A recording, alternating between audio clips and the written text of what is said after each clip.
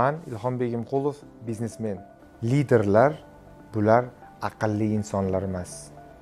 Bular aqlli insonlarni yig'a olganlar. Aqlli insonlarni ergashtira olganlar. Aqlli insonlar juda ham ko'p holatda lider bo'la olmaydilar. Sababi ular o'zidan aqlli insonga bo'ysunmaydi.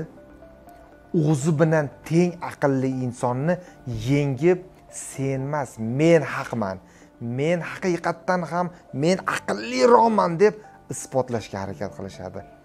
Liderlar esa ular donolar. Ular har bir inson yig'ilganda sen haqsan, to'g'ri qilding. Xato qilganda ham yaxshi, xato qilding, lekin to'g'rilasa bo'ladi deb turib uni qo'llab-quvvatlaydi. Va komanda yig'adi, komanda bilan birga harakat qiladi. Qaranglar o'rtoqlar, eng qizig'i, siz komanda yig'a olmayapsizmi?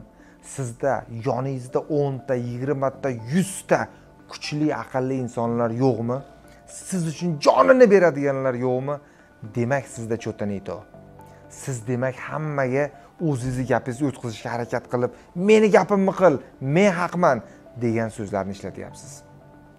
Liderlar hammani eshitadi. Liderlar javobgarlikni o'zidan ko'radi. Komandada muammo bo'ldimi, liderlar o'zidan ko'radi. Lider emaslar, aqllilar esa nima muammo bo'lsa ham, sizlar aybdorsizlar, komanda aybdor, sotuv bo'limi aybdor, marketing aybdor, ishlab chiqarish aybdor deydi. Liderlar uni qilmaydi. Liderlar ayb menda. Yomon nazorat qilganim uchun, avtomatlashtirmaganim uchun, moliyani yoki marketingni o'z vaqtida ko'rmaganim uchun men aybdorman deydi va o'sha aybini to'g'rilab keyingi safarga bo'lmasligiga harakat qiladi. Qolganlar esa u yoqqa baqiradi, bu yoqqa baqiradi va qayta xatoni qilaveradi. Ana endi qaytib kelamiz. Aqlli insonlar bor, dono insonlar bor. Dono insonlar liderlar.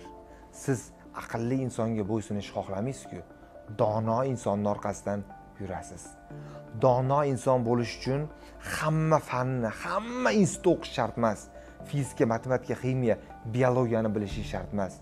Dono bo'lish uchun birinchi o'rinda sizda uzoq muddatli strategiya bo'lishi kerak. Komandani to'g'ri boshqarib, kommunikabilniz, muomala madaniyatingiz bo'lishi kerak. Undan ham zo'ri mard bo'lishingiz kerak. Qolganlarni mas'uliyatini, qolganlarni kelajagi uchun mas'uliyatni olib, to'g'riga qarab harakat qilishingiz kerak. O'shanda haqiqiy lider bo'lasiz. Insonlar nafaqat kuchli insonga, insonlar nafaqat aqlli insonga, balki haqiqiy mard liderning orqasidan yuradilar. Biznes haqida, haqiqiy liderlar haqida yana ham ko'proq ma'lumotlar sahifamda. Jamoamizga qo'shiling.